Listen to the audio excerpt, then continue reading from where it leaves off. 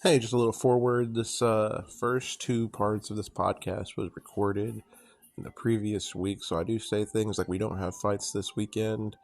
But once again, that was the last weekend, so I do apologize. Enjoyed the episode, though.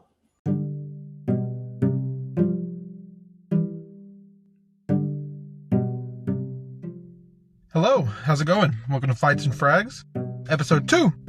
Second episode this week. Unfortunately, this weekend, we're not going to have a lot of UFC fights. Zero, I believe. But that's okay. You know, it'll be an interesting next week. We might try to do some gaming podcasts next week, since we did 2 MMA podcasts this week. But it just depends on what news comes around. It's really just going to be an uneventful week of MMA, unless there's injuries, which we hope not. But I was sitting around, and I was thinking, July 27th, at UFC 304, you have, one of the, I don't know what you would call it. I would call it like a tale of almost a little bit of sadness and a little bit of goodness. You got the man, Paddy the Baddy Pimblet, who, at first people loved him. I don't know what really changed, but people loved him at first. And he's kind of gone on to be one of the most booed fighters. I don't know if the Ariel Helwani situation is what caused that. I don't really know too much. I just remember that he was really loved, and then people kind of really didn't like him. I don't know where people stand now, because time is really interesting and people's opinions shake by the day. But it's Paddy Pimblet versus, once again, my man Bobby Green. I've told you guys this. Bobby Green is the man. He talks about, fights can be boring if you take it to the ground and just lay and pray. Some people love that. If you're a wrestling fan, if you're a Brazilian Jiu-Jitsu fan, or any of that, you love that stuff. That's what you do. You lay and pray, and that's how you win fights. Not always. You have your smishes. Get guys who smish, but most of those guys, they're gonna lay and pray. Your Colby Covington, stuff like that. Bobby Green's that's boring. He talked about how he fought, was it Islam? I believe it was, and Islam just laid and prayed him and beat him on the ground. I believe it was Islam. This is doing no research. This is just off of pure memory. Sitting here in my work's parking lot, hoping you guys don't hear the chainsaws going off in the background. I had to change sides of the building to record this, then drive back over there later. Anyway, I think Islam beat him by a lay and pray, which it wasn't like he really stood a chance anyway type of situation. But back to my point of Bobby Green versus Paddy the Baddy. I think Bobby Green's actually ranked. Is it 18th or 14th? It's one of those two. I think it might be 18th. Might be 14th. Both of those stand out in my brain. Once again, just do your research. Look it up. I'm not going to right now. My phone's acting weird. But Bobby Green's ranked. And I think Paddy wants that rank. He's going for Bobby Green. I seen Paddy Pimblet said in an interview he believes Bobby Green's chin is gone after Jalen Turner knocked him out. They say that's one of the first things to go is your chin. I do kind of agree that the chin is one of the first things to go, as well as your ability to recover and the speed, right? The speed. Paddy really thinks that he's expecting Green to use his takedown defense and keep it on the feet. That's kind of a no-duh, because that's Bobby Green's fighting. Bobby Green likes to stand up and bang. He's not really going to try to take you down. He really doesn't want to go on the ground with you, because once again, as I stated, he thinks those fights are boring. I think Paddy Pimblet's going to have to stand and bang with Bobby Green, but I think that he's underestimating Bobby Green. I did say that he said that he was a good opponent, blah blah blah, but he's just saying that his strength is that the youth, he's more young. Paddy's more young than Bobby, and that he thinks Bobby Green's chin is gone. Which, once again, you look at Bobby Green's career. As far as an MMA athlete, he's had a lot of slugfest. He's took a lot of damage. He's dealt a lot of damage. Man, I got my boy Bobby Green to win this, and that's just based off of the fact that he's a dog, and I really want to see Paddy take the L. Most logical people are going to say that Paddy Pimblet wins this because Paddy's young. He's got that dog in him. He's proven he can stand in there. But I got to take my boy Bobby Green. I'm always going to ride with my boy Bobby Green no matter what. I hope Bobby Green takes this W. And it wouldn't really move him further up the ranks, but I think it would move him further up in people's eyes. And hopefully Paddy gets that little bit of humble pie, because, he kind of needs it, There's nothing worse than a cocky fighter, except for maybe a bad cocky fighter, which Paddy is not a bad cocky fighter. Who do you guys think will win that fight?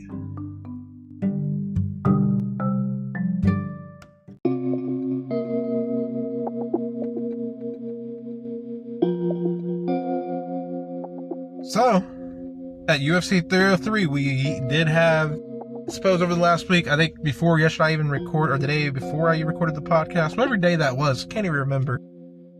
At UFC 303, the Jamal Hill fight was, I wouldn't say canceled, but Jamal Hill had to get a different opponent because of the failed drug test, man. Apparently, Roundtree failed a drug test. They're pretty much saying that he's getting a 2-month minimum suspension plus whatever the Nevada Athletic Commission, I believe it was, wants to tack on for the violation. I believe the violation was EPO, but I think he's using the tainted substance. And I believe if I was reading correctly, it's the same thing that Ryan Garcia had tested positive for, so interesting. Said reduced suspension of 2 months minimum, and whatever they decide to tack on, which I guess that kind of depends on like if you work with them or whatnot from previous people who've been suspended. You know, they say if you don't really work with them, you don't tell them everything you took, you don't really help them out, they're going to make the suspension a little rough for you. Then again, that was in the USADA days. I'm pretty sure this is just whatever the Nevada Athletic Commission decides. Whatever commission it is, I think it's a commission decision on top of just the basic 2-month suspension. I don't know, but they did announce that it'll be Jamal Hill versus Carlos Ulberg. Still a good fight. I still think that Jamal Hill is coming back too early after suffering a pretty good punch. Now, did he actually go fully out? Did he go out? I don't think it matters. I'm not a medical expert, though. But I do think that once your brain is concussed, it's concussed no matter if you go to sleep or not. Maybe that going to sleep is the actual concussion. I'm not sure. I'm not a medical expert. I'm not trained to really tell you guys what a concussion really is. But I do think that after getting punched in the head to where you were unable to defend yourself intelligently, this little bit of a break is probably not going to fix your situation of being concussed. But what do I know? I'm just an overweight podcaster who, just does this from the car. I don't really know. But, Carlos Ulberg versus Jamal Hill. Sure, we'll watch that. I think I got Jamal Hill in that just because I don't know enough about Carlos Ulberg. Not really my type of division, not really. I'm sure he's got to be a pretty good fighter. Also, it could just be he was the one who was ready to go. Once again, this is a co-main, so they already had some fighters probably lined up for a co-main or and a main backup because, people do get hurt and they have to keep those around. This guy's probably pretty good. Some of you guys, if you are experts, you're probably like, dude, you're such a casual. Blah, blah, blah, blah, blah, blah, blah. It is what it is, dude. I can only remember so many people. I barely remember, Anyway, so we'll see how that works out. You hear that? Professional. Alrighty. So, who do you think wins that, guys? Jamal Hill or Carlos Ulberg? How long should a fighter have to stay out of fights after they've been hit? So I'm sure medical experts examined him, determined if he had a concussion or not. I do like to see that he's active, though. I will give him that. I do like to see the activity. You don't get a lot of that anymore. So, heck yeah, man. Let's go, Jamal Hill. I'm going to put my money on you just because I don't know Carlos Ulberg. Hopefully, it's a good fight. I'm hoping Jamal Hill gets a stoppage because he kind of needs that for his career. Not that he's on like a terrible fight streak or a losing streak or however you want to call it, but you never want to see a fighter lose 2 fights in a row. And given he did just fight what is arguably, to me, one of the greatest fighters we've ever seen come into the UFC based off of his dominance. And, how fast he got the title and things like that. But some will argue that.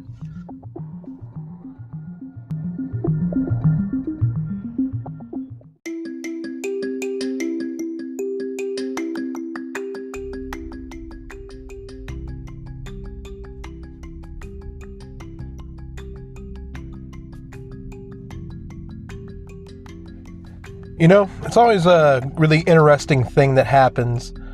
And at least for me, as a fan of, I'd say MMA, but I really just mostly watch UFC. But as a fan of the UFC, this really awesome thing happens, right? Where maybe a fighter, such as Michael Venom Page, this is an example, of course,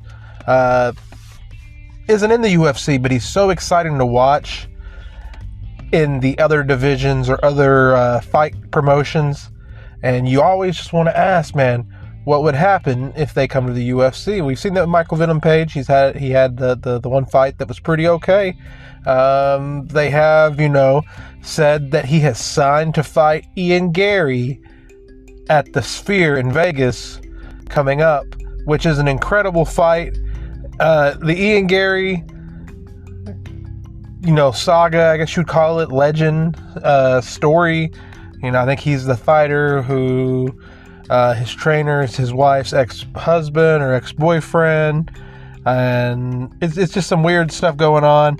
There's been beef with between Sean Strickland and him, and just other fighters saying that's weird. And as odd as that may be, Ian Gary has proven that he can fight, and he's came to fight. Michael Venom Page showed that he can fight. I do think that Michael Venom Page is the better fighter. Whoa, Tega, hold on. Take it back now. What do you mean? I'm going to tell you what I mean.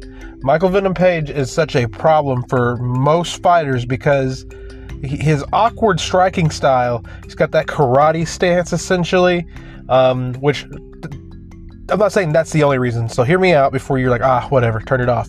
No, what you have to realize is with the karate stance comes the ability to close distance very quickly.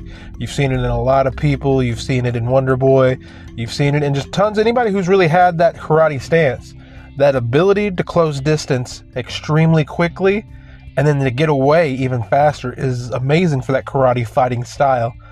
But as well as it's just hard to mimic. Like if you try to find like a training partner who can essentially do the karate style at an MMA elite level. Like once again, there's elite karate fighters, and I'm positive they're out there, because that's where people like MVP and people like Wonder Boy have came from. But to be able to do it at an MMA level and do it successfully at the MMA level is just another step, right? Because you got to defend against a lot of takedowns, just the different styles. And that's the point I'm making, is that MVP has done this at an MMA level for so long that I think he's mastered, everything he needs to know. Now, once again, I could be completely wrong. He can go out there and get slept, put to sleep, nighttime, But I think that this is going to be a good fight for MVP. I'm glad MVP actually got this fight. They were originally talking. I've seen that people were wanting MVP versus Stephen Thompson, which was going to be, in my opinion, a very boring fight. It had been just a karate fight, a lot of point fighting going on, striking just to hit points, and it just wouldn't have been as interesting. And that doesn't say anything about the karate style. I just think that they've both done that professionally for so long that that's the type of style it would go down to. However, this type of fight, wow. I mean, like I said, I think Ian Gary's a big enough celebrity that it will solidify just how good MVP is in the UFC. And you're gonna still have your people who are like, he hasn't really fought a top ranked fighter in the UFC, blah blah blah blah blah.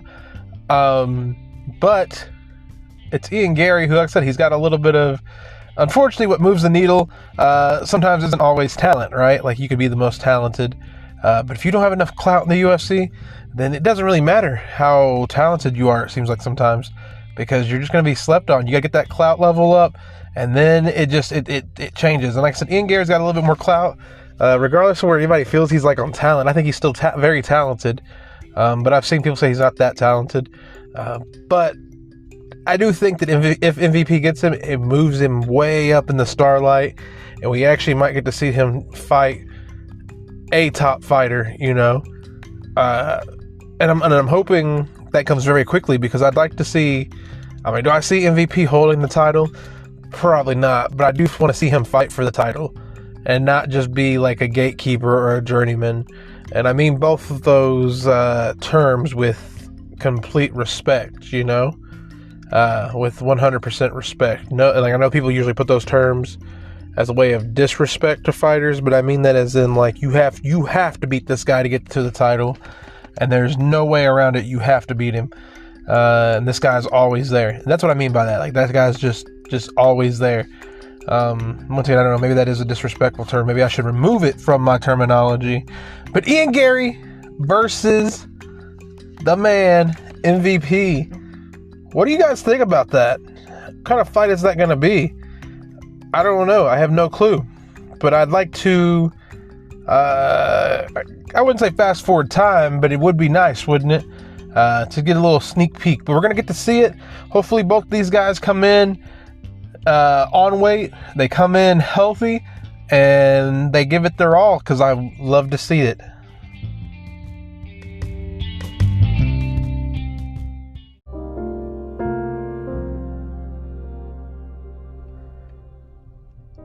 A little bit of Bellator in the news. As you guys know, I believe Bellator had sold their company to the Professional Fight League. If you remember, PFL, they kind of do like tournament-based fighting. It's point-based fighting, but not really like in the way that you think. It's more like a tournament style where you may get 3 fights a year or something like that, and whoever scores the highest, I suppose. I watched a little bit of it. It's interesting. I'm not really too familiar with the point system, so if you are familiar with the point system, drop me a comment, explain how it works, because I'm ignorant to it. So like, just look it up, look how their point system works. It's a very unique way of taking on the fight game, because you can score points for finishes, which will help you out later more than it would like decisions. It is a very interesting thing, but Bellator fighter Gegard Mousasi is now a free agent. He did not re-sign with the PFL. So I wonder what's going on there. I did see that he had complained. I was doing a little research into this topic before, and by little, I mean very little, but just enough that I could just read and see what's going on. And I seen he had complained that he could not get a fight. They would not fight him, which has been a lot of issues I've seen with Bellator fighters, which was they just could not get fights. There was no fights offered to him, I suppose, and they just did not, accept anything. I've seen Gegard Mousasi also was in some sort of insurance debacle, I suppose you'd call it, with Bellator / PFL, because I guess he claimed some sort of, usually if you get hurt in the UFC while on the UFC's roster, and something to do with the UFC, I suppose, they pretty much take care of it for you. They take care of you. People complain that there's like no fighter insurance and stuff like that, which I do agree that there is like some issues, but I do believe like the UFC usually just takes care of you. I guess Bellator was doing something similar, maybe not. All I know is that Gegard Mousasi had talked about how he was having issues with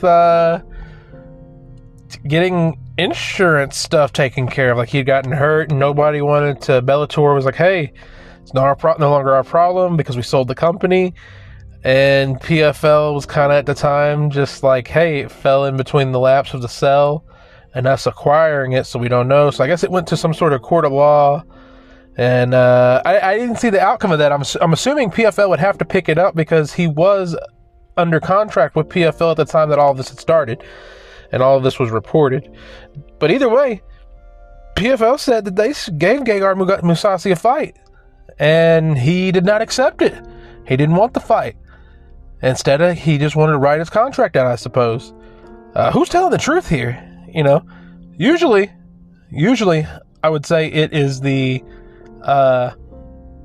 company most of the time in this situation.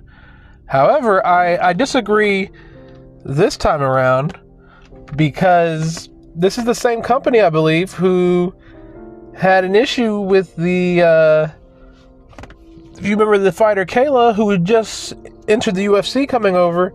They were making some very slanderous comments about her and about pretty much her jumping ship, which is not a good look on a company. So this actually might be on the company not picking it up and just losing a good fighter. Where does he go next? Who knows? I believe he was signed to the UFC. He did whatever. I don't know if he comes back to the UFC. But once again, all the talent that the UFC could get, as long as they're good, bring them on over, in my opinion. But once again, I'm not Uncle Dana. You have to ask Uncle Dana. Dana, what do we got to do to get some more fighters in here? More fights, That way we can never have a weekend of weekendless fights.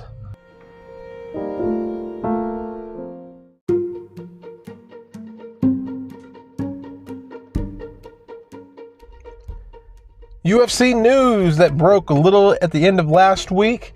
This episode is a little late. Just a little bit, but it's going to be going up. Tuesday, as my boy would say. But, a little bit of news. Apparently, Ilia Topuria wants to defend his title against Max Holloway. Which, heck yeah, let's get him, Max. You know what I'm saying? Put him down. Ilia Topuria says he's going to want to defend his fight against Max Holloway. Let him fight him. I want to see it. Ilia Topuria is good. Is he good enough to beat Max Holloway? What kind of question is that? Max is faster. He is more precise. He's gonna strike. He only strikes when he knows he can strike, and he's so quick. You can't just stand there and bang with him. I don't think that Ilia Topuria is ready for that. Maybe Ilia Topuria brings in a different type of ability to maybe just grab Max and hold him down, but I don't think so. I think Ilia Topuria thinks he can stand and bang with Max Holloway. Maybe he thinks because Max is a little older that he can do it. I know before, Ilia Topuria said he didn't want to fight Max unless Max was going to put his BMF title up. Is that still a situation? I don't think Uncle Dana's going for that. Uncle Dana going for a double title match? I don't think so. This isn't the WWE. We might be the same company, but it's not the WWE. But for Ilia Topuria to say, yes, I'm going to fight you, Max Holloway, and if you win, you get my title. You get my belt. That is amazing. I don't think that Ilia Topuria is ready for that type of pressure unless he brings some sort of just something rough, something we haven't seen Max defend very well. He's going to get pieced up. He's going to have to get Max down and hold Max down.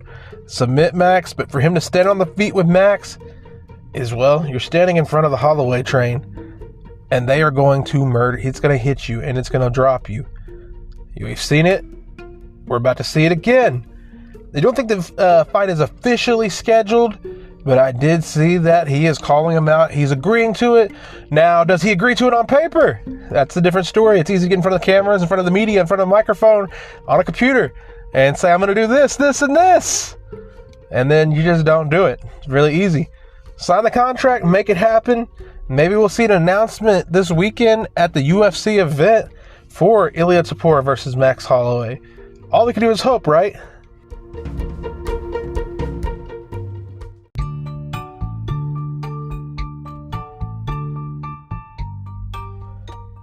Well, guys, thank you guys for hanging out with me for this first of this week's 2 podcasts. Once again, Fights and Fragz. We do 2 podcasts every week, and last week we didn't do 2, but this week we're going to do 2 for sure, right? Especially since we have a great weekend of fights coming up. June 1st, Islam Makhachev versus Dustin Poirier for the lightweight title. Islam Makhachev is pound for pound number 1 versus the number 4 ranked fighter in the lightweight division, Dustin Poirier. Dustin Poirier right now had some plus 700 odds to knock out Islam Makhachev. I don't think that happens. I think Islam takes him down and smashes him. But I went ahead and had to put something down on Dustin to knock him out because I'd rather get that W for the bad call that I make and not put money on, And then you got Sean Strickland versus Paulo Costa. Number 1 ranked Sean Strickland in the middleweight division versus number 7 Paulo Costa. Sean is the betting favorite right now, with Paulo Costa being the underdog. One thing about Paulo Costa is have that backup fighter ready. He's known to pull out of fights. He gets hurt a lot. He gets sick a lot. I stated it in last week's podcast. I'll say it again. Have that backup fighter ready. Who wins this one? I'm calling Sean Strickland. I think Sean Strickland drops him just because he's very hard to mimic his fight style. People have beat him. You got to take him down. You got to get him off the feet. And you can't let him put that pressure on you. That's how he lost the title to Dracus, as Dracus was able to keep putting him down and holding him down and just getting him out of his motion. But if you're going to stand and bang with this man, he's going to hurt you. I think Paulo Costa has a good chance of doing that, but I think Paulo Costa has a better chance of pulling out of the fight and getting hurt. So it is what it is. You got Kevin Holland versus Michael Olik. I can't even say his name, but just know that man is a pretty good size. There are no betting odds on this, which is odd to me. I don't even know if this fight's still on because it doesn't show that it's canceled. But Kevin Holland got to get the W. Jotun Almeida versus Alexander Romanov. You got Almeida with the betting favorite versus Moldova, which I don't know why it's... Oh, because he's from Moldova. I was so crazy looking at that. I was like, that's not his name. Alexander Romanov, he is the underdog, man. I hope he gets it. It's going to be a great fight. I was trying to see if anybody else is on this card that we haven't seen in a while. But Mickey Gall's back. Mickey Gall's going to be fighting Basil Havez. Basil is a bad man. He is a bad man. So Mickey Gall's got to come with it. But I think Basil gets it. But yeah, that's this weekend. UFC 302, June 1st. We're going to have to get a little closer to start seeing, weigh-ins and seeing what's really going on. But I am excited to see it. I'm excited to give you guys a good review into it. We're going to probably next week have another upload, probably Friday, the day before the fights. And I can give you guys a little bit of a final thought before the actual fights begin Saturday. With everything that I see that's coming out, whether it be the fight week stuff, the vlogs, and also it's just plenty of time for people to get hurt and pull out. Plenty of time for people to say they can't make weight. Plenty of time for outrageous news to happen, which we hope not. But thank you guys for checking out the Fights and Fragz podcast. Give it a like if it's on YouTube, because it's on there. If you're on Spotify, thank you for listening either way. And I'll see you guys, I suppose, Friday. Thank you.